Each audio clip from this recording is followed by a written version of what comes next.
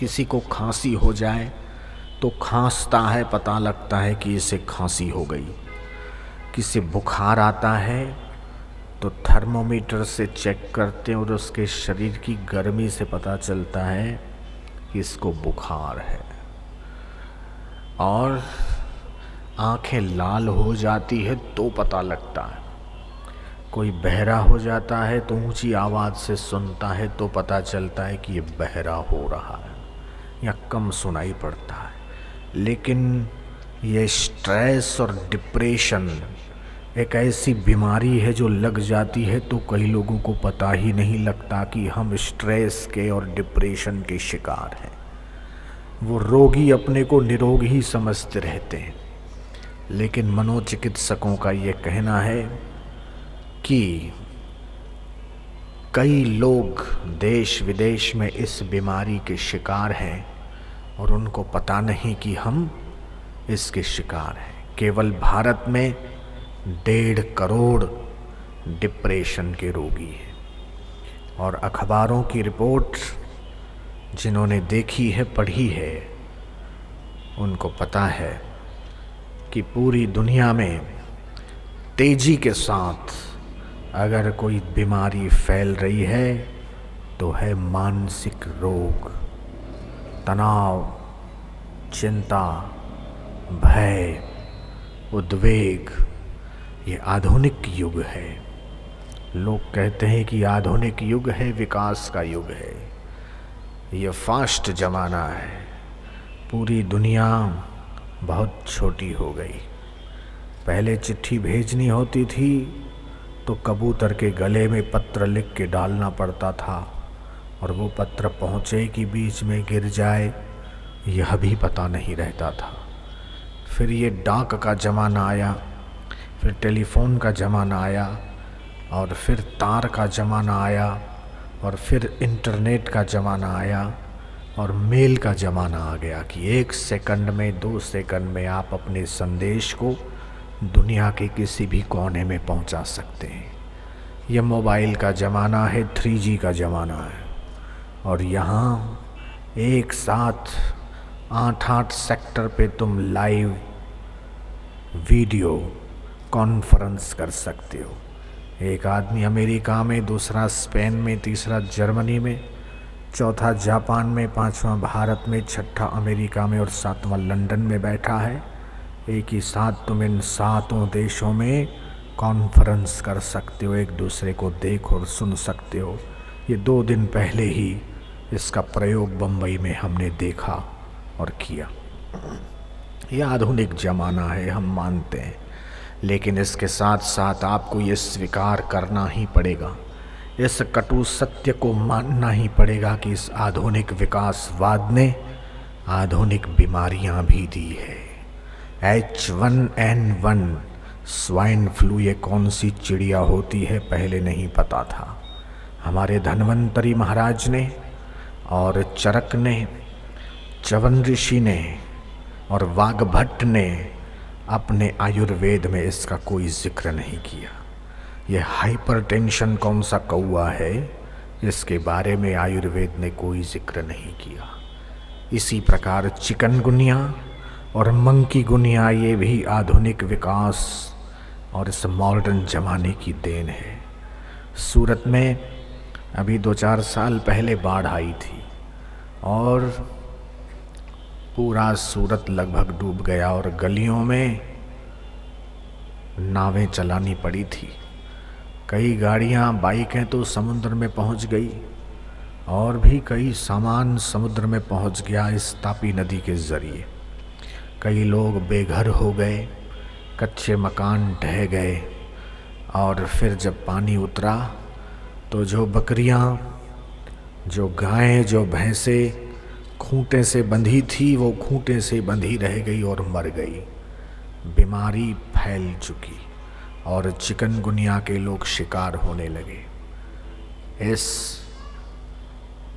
दौर में अंग्रेजी विज्ञान के पास एलोपैथी में कोई ऐसी दवा ही नहीं थी कि जो चिकनगुनिया को कंट्रोल करे। और जहाँ तक मुझे पता है कि अभी तक उसकी रिसर्च हो रही है। अभी तक चिकनगुनिया के बारे में डॉक्टरों के पास कोई कॉन्क्रीट दवा नहीं है कि जो लोगों को दें और चिकनगुनिया के रोगी ठीक हो सके। ये पाँव फूल जाते, ये हाथ फूल जाते और व्यक्ति मर जाता है। ऐसा खतरनाक बुखार। आश्रम का ज्वरनाशक चूर्ण जो 15-20 रुपए का मिलता है। सूरत और भरूच के बीच में कोसंबा में एक साधक सत साहित्य केंद्र चलाता है। आश्रम की औषधियाँ और पुस्तकें रखता है। जब उसके स्टॉल से किसी ने वो ज्वरनाशक चूर्ण का पैकेट लिया और उसका चिकनगुनिया कंट्रोल हो गया और वो मृत्यु के मुंह में जाने से बच गया, तो लोगों की लाइनें लगी कि हमें भी शायद हो जाए तो ये 15-20 रुपए का चूर्ण हमारे काम का है। वहाँ से ऑर्डर आने लगे और यहाँ पर ढेर सारे पैकेट हमने पैक करवा के भिजवाए और मुसलमानों ने भी उसे लिया और मौत के मुंह में जाने से बचे।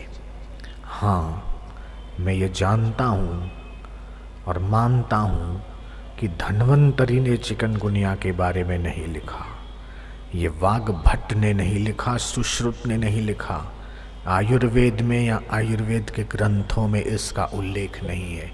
लेकिन जहाँ ज्वर की बात है, बुखार की बात है और उसका फॉर्मूला जो आयुर्वेद ने दिया है वो चिकनगुनिया के लिए भी कामयाब हो गया। ये हमने नज़रों के सामने देखा है और अनुभव किया है। तो मानना पड़ेगा कि विदेशी जिस रिसर्च को आज कर रहे हैं, वहाँ हमारे ऋषि मुनियों ने जो रिसर्च की वो आज के आधुनिक रिसर्च करने वालों से कहीं आगे ज़्यादा कामयाब है। ये तो हम मान सकते हैं क्योंकि हमारे सामने ये अनुभव है और उन लोगों से हम आपको मिलवा भी सकते हैं कि जो लोग मृत्यु के मुंह से बच गए। तो ये भारत का अध्यात्म, भारत का आयुर्वेद, भारत की गीता, भारत की गंगा और भारत के गोविंद, इसका पूरे विश्व में कहीं मुकाबला नहीं है। मैंने सुना है चीन की दीवार मशहूर है, कुवैत का, ईरान इराक का पेट्रोलियम मशहूर है और अमेरिका के डॉलर मशहूर हैं, लेकिन भारत का क्या मशहूर है? भारत के संत मशहूर हैं, भारत के योगी मशहूर हैं, भारत के ऋषि मुनि मशहूर हैं, भारत की ये आध्यात्मिक पुरातन सनातन संस्कृति मशहूर है पूरे विश्व में। फ्रांस के डॉक्टर लेवर लिजारियो ने भारत के मंत्र विज्ञान पर रिसर्च किया और वो दंग रह गया कि कौन से बीज मंत्र के उच्चारण करने पर हमारी कौन सी बीमारियां ठीक हो सकती है। इसके विषय में रिसर्च हो रहे हैं और वो रिसर्च बड़े सफल हैं। जैसे तुम डॉक्टर के पास दिखाने जाते हो कि बीपी कैसा है, लो है कि हाई है, ये शुगर कितनी है और ये हमारे हार्ट की पल्स ज़्यादा है कि कम है कि नॉर्मल है। ज़्यादा हो तो, बीपी ज़्यादा हो तो डॉक्टर दवाई लिख के देता है। लेकिन अगर मंत्र विज्ञान पर रिसर्च जो हो रही है वो अगर कामयाब हो गई और ये मंत्र के डॉक्टर अगर समाज में हम लोगों ने पैदा कर लिए, तो आपकी बीमारी के लिए मंत्र ही लिख कर वो देगा पर्ची पर कि हर रोज़ सुबह 1 घंटा, शाम को 1 घंटा इस मंत्र का जाप करो। यह म्यूज़िक थेरापी कामयाब हो रही है और मंत्र के द्वारा और साथ में म्यूज़िक चिकित्सा के द्वारा अगर इलाज किया जाए तो बहुत कामयाब हो सकता है। अभी अभी हमने एक और प्रयोग किया। बड़ौदा में एक दंपति जो यूके में सेटल हुए, पति का नाम है जिगर और उसका फ़ोन आया मेरे पास लगभग 2.5 महीने पहले। मैं उस समय मेरठ में था। उसने बोला मेरी पत्नी एडमिट है और नॉर्मल डिलीवरी नहीं हो रही है। डॉक्टर कहता है कि सिजेरियन करना पड़ेगा, ऑपरेशन से ही बच्चा होगा, तो कुछ उपाय बताइए। मैंने सुना था, वही मैंने कह के उसको सुनाया। मैंने कहा देसी गाय के गोबर को 2 चम्मच उसका रस उसको पिला दो। वो जिगर कहता है, स्वामी जी आप कमाल की बात करते हो, इस लंदन में गोबर कहाँ ढूंढने जाऊंगा, यहाँ तो गाय के दर्शन दुर्लभ हैं, उसका गोबर कहाँ मिलेगा। मैंने सोचा ये हमारा भारत, ये पुण्य भूमि धन्य है और यहाँ के लोग भी धन्य हैं जो गौ माता का दर्शन कर पाते और गाय का दूध तो कम से कम पी सकते। वैसे कत्ल खाने बढ़ रहे हैं, गौ हत्या के लिए काफ़ी प्रयत्न हो रहे हैं और हमें जागृत होने की ज़रूरत है और हमें गाय माता की रक्षा के लिए आगे आना चाहिए। खैर, मुझे दूसरा प्रयोग याद आया कि जो घंट होता है मंदिर में बजाते हैं, उस घंट को धोकर भगवान का नाम लेते हुए ओम अच्युताय नमः, ओम अनंताय नमः, ओम गोविंदाय नमः, ओम नारायणाय नमः, इस मंत्र का जाप करते हुए अगर वो घंट बजाया जाए और उसको धोकर उसका पानी पिला दिया जाए तो एकदम प्रसूता को नॉर्मल डिलीवरी हो जाती है। मैंने उसे ये बताया तो उसने कहा कि ये मंदिर में घंट होगा, वहाँ से उतारने की परमिशन कोई पुजारी नहीं देगा। स्वामी जी ये भी संभव नहीं है। मैंने कहा बड़ा घंट न सही, जो छोटी सी गरुड़ घंटी होती है जो आरती की थाली में रखते हैं वह तो मिल ही जाएगी, तो उस घंटी को बजाओ और बोलो ओम अच्युताय नमः, अनंताय नमः, गोविंदाय नमः, नारायणाय नमः और उसको धोकर वो पानी पत्नी को पिला दो और फिर मुझे फ़ोन करो कि क्या होता है। उसका थोड़ी देर के बाद फ़ोन आया कि मैंने ये प्रयोग किया और ये प्रयोग सफल हो गया और नॉर्मल डिलीवरी हो गई है। ये शंख के द्वारा चिकित्सा बर्लिन विश्वविद्यालय में ये प्रयोग हुआ 1913 में कि बर्लिन के द्वारा शंख ध्वनि के द्वारा तपेदिक रोग नष्ट होते हैं, मलेरिया के कीटाणु नष्ट होते हैं। हमारे ऋषियों ने तो शंख ध्वनि का हजारों साल पहले महत्व समझा और सुबह शाम को शंख ध्वनि करके स्वाभाविक रूप से निरोगता, आरोग्य, आयुष्य प्राप्त किया। हमें अपनी लुप्त और गुप्त हो रही प्राचीन विद्याओं को फिर से स्थापित करना पड़ेगा। हमारी विद्याओं को, हमारी संस्कृति की जो ऋषियों ने रिसर्च करी, उस रिसर्च को हमें फिर से आज के समाज में स्थापित करना पड़ेगा। ये केवल हम लोगों की कोशिश द्वारा ही संभव है। हम लोग एक ऐसी सीढ़ी निकालने जा रहे हैं कि किस व्यक्ति को कौन सी बीमारी हो तो वो कौन सा राग सुने, कौन सा ताल सुने ताकि उसकी बीमारी नष्ट हो।